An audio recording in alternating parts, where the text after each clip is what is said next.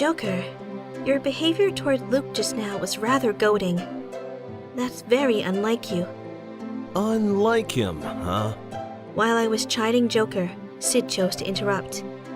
I always thought he was a genius at making fun of people. You're right about that. He's a genius. I shrugged my shoulders and smiled wryly. That's why he's always careful not to say anything that will really offend someone. I see. You sound pretty convincing. Sid nodded as he chuckled. Joker stood blinking in surprise. Amelie. Could it be that he's embarrassed? Was it just my imagination, or were the rims of his eyes a bit red? If I'm not imagining it, then this is far more unlike him.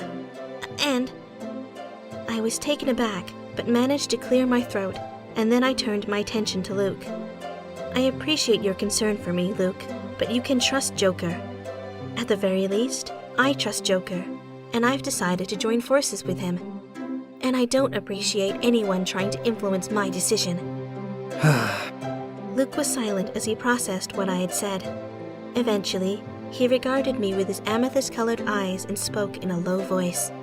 All right, if you're that sure, Amelie, then I'll place my trust in Joker. Oh, really? Thank you. His abrupt change of stance was so unexpected that I was momentarily dumbfounded. Luke and I had hardly spoken at all, and yet he was willing to take my word for it. And allow me to apologize for acting childish. Joker put his hand on his chest and closed his eyes, offering an apology. I'm sorry for making unwarranted accusations, Luke. I almost ruined your tea party. I couldn't help but smile given his sincere apology. No, I'm the one who should apologize. I should have minded my own business. The two of you already managed to establish a level of trust. For some reason, Luke spoke in all seriousness. I pasted on a smile in hopes of lightening the atmosphere. All right. Well, why don't we resume the tea party? The tea that Luke poured for us was placed before each of us, giving off a soft aroma. The sweets that had been laid out attractively at first were now jumping around the table for some reason. The four of us sat down quietly and discussed our plans for the immediate future. I see. So Joker has finally decided to uncover forgotten memories of the crime he committed. But what is this I hear about you trying to get back your memories so that you can return to your home, Alice? Are you sure you want to speak so freely about this? Luke was so worried about me, I thought I should explain our predicament. Sid released a small sigh and smiled wryly before proceeding to speak in a restrained voice. Try to be more discreet from now on, okay? You're mistaken if you think everyone will be happy to help you. Yes, I know. I nodded as I took in his warning. Joker mentioned the same thing after we met with the Queen of Hearts. He said Wonderland residents don't want to let go of Alice.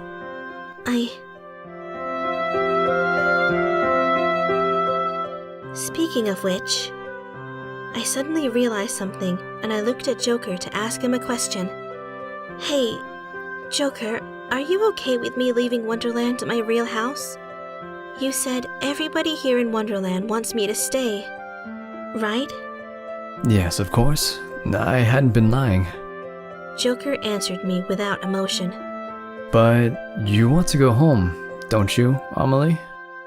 I don't want to trample all over your feelings just to get you to stay here, Amelie. Joker?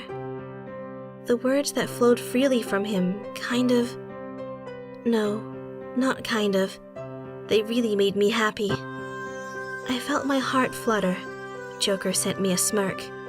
Of course. I'll be sad to see you go, Amelie. I couldn't figure out how much of what he said was just teasing or the truth. If that was how he really felt, it would make me quite happy. But if Joker's just toying with me, I'm setting myself up for disappointment. I tried to hide my embarrassment by not smiling and pouting instead. Would you stop teasing me like that? All right. I'm sorry, Amelie. Don't be mad. He laughed and gave me a light-hearted apology. He most likely sensed that I wasn't really angry. Well, okay. Good. I'm glad. When I made a great show of forgiving him, his smile widened. The bright smile of his told me that he was in a good mood. Luke refilled the empty cup with tea as he started to speak. I've heard talk about how to recover lost memories. Really? I leaned forward in excitement at the possibility of uncovering a clue. You might not know this, Amelie, but there's a forbidden place in Wonderland. Rumor has it that beyond the locked gate is a place where lost memories flow. Joker seemed to ponder that for a moment. If it's the rumor that beyond the gate is the Lake of Tear, I've also heard about it. Do you know about it, Joker? Yeah, but I've never gone beyond the gate. That gate is locked with a special spell. No ordinary magic is going to get it to budge. That would mean we were up against a gate that wouldn't open. Joker squinted when he saw me in deep thought. Is the unflappable Amelie worried? In principle, Wonderland residents don't want you to regain your memory, Amelie. There's no guarantee that someone like Kyle won't try to interfere. Despite Joker's attempt to scare me, I smiled and replied calmly. Of course I'm worried, but that's no reason to stop moving forward. I want to regain my memory. I'll do whatever I have to achieve my objective. I knew you would see it that way, Amelie. Joker's rose-colored eyes narrowed in deep satisfaction. That's what's so great about you. What do you mean by great? I narrowed my eyes and grumbled when he patted my head. But the fact that it surprisingly didn't bother me meant that he probably had me where he wanted me. The tea party progressed in peace. Now that we had determined our next stop, the future seemed a little brighter.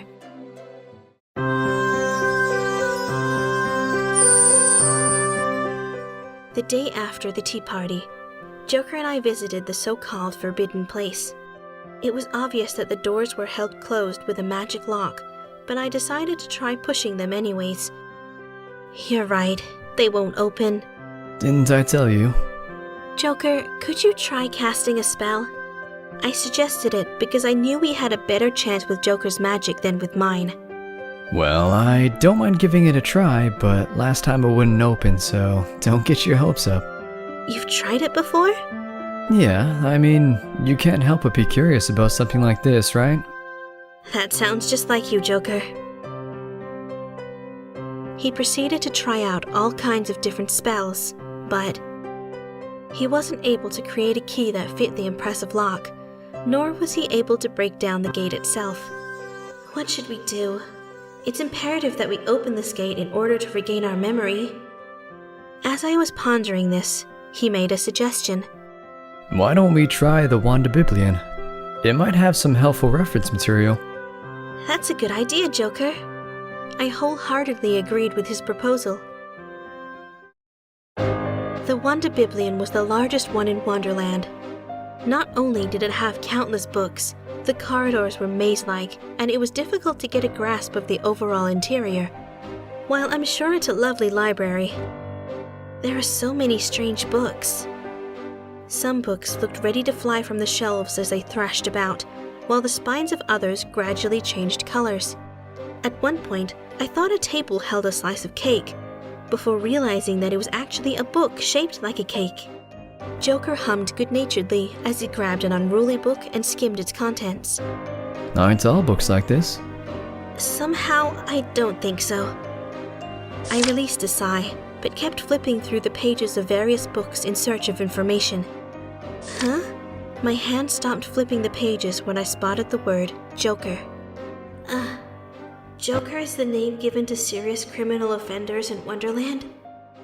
So Joker became Joker because he committed a crime? Just as the thought hit me, the book I was holding started to move. What's going on? Suddenly, several black furry legs started to emerge from the book. I quickly dropped the book out of fear. But as soon as the book stood up, it started to move around the floor with a rustle. Yikes! I couldn't help the shrieking scream that left my mouth. Joker! Joker! Help! The book! It's creepy. I was visibly shaken as I grabbed onto Joker. Calm down, Amelie. Joker looked equally surprised, but I didn't have it in me to calm down. I can't be calm at a time like this. That book walked like a spider. It's very scary, so help! You wouldn't happen to be afraid of spiders, would you, Amelie? Yes, I am! My fear left me close to tears. All right. I'll take care of that book right now, so don't worry about it. Joker held out his hand with a somewhat crooked smile. Engulfed by the light emitted from his hand, the book returned to its shelf. Thank goodness! I let out a heavy sigh of relief now that the book had finally settled down. Although the book had returned to its shelf, I was still shocked from the mysterious incident I witnessed. Fear still lingered, as I had yet to fully regain my composure. When I glanced up, Joker was watching me with a soft smile.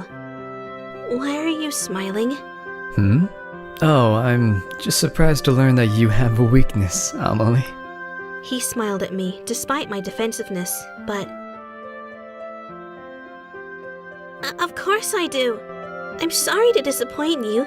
You probably thought I was being childish for overreacting, didn't you? But I can't help the fact that I'm afraid. I glared at Joker with teary eyes, and he chuckled. No, that's not what I think. Don't lie. Really? Really? Joker gave me an exaggerated nod, as if to try to reassure me, since I was still rattled. Let me see. What I thought when I saw you screaming, Amelie, is that you unquestioningly seek me out when you're afraid. His words made me realize the meaning behind my earlier reaction. When I panicked, I called out his name and latched onto him.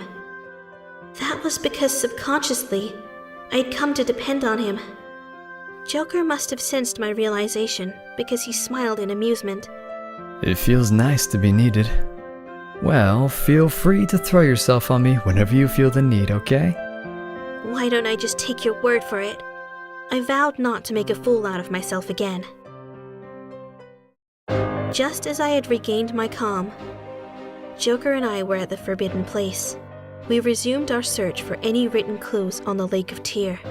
No matter how hard we searched, we couldn't find anything. Maybe the Wanda Biblion doesn't carry any clues to the forbidden place. I sighed in resignation. No, we haven't checked all the bookshelves yet. There's still the one holding the forbidden books. Only people with permission can touch that shelf. How does one go about getting permission? I don't know. I've never asked. Joker paused mid-sentence as he became lost in thought. If they've taken such pains to strictly separate the books, it's likely that the Spinner of Tales is withholding information on the Lake of Tear. The Spinner of Tales? I forgot you don't know. The one who tells the tales here, the person who administers the rules of Wonderland. He always carries a quill to write down the story and hides his face under a hood. I couldn't speak as I stood there frozen in place. Amelie, what's wrong? As I listened to Joker's explanation, the tightly closed lid holding my memories lifted ever so slightly. I think I might have seen the Spinner of Tales before. I felt like I was on the verge of remembering something very important. Good day. It's the Queen of Hearts. I'm not used to appearing in front of people, but I've been put in charge of the next preview, so I'll do my best. What? You're saying it's peculiar that, as Queen, I'm not used to appearing in front of people? Is that so? I don't really think so, but... Here, why don't we just take a peek at the next page? We silently regarded each other. It was silent all around us, so I could hear the beat of my heart.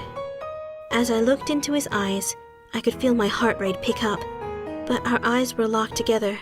I wanted our gazes to remain locked forever.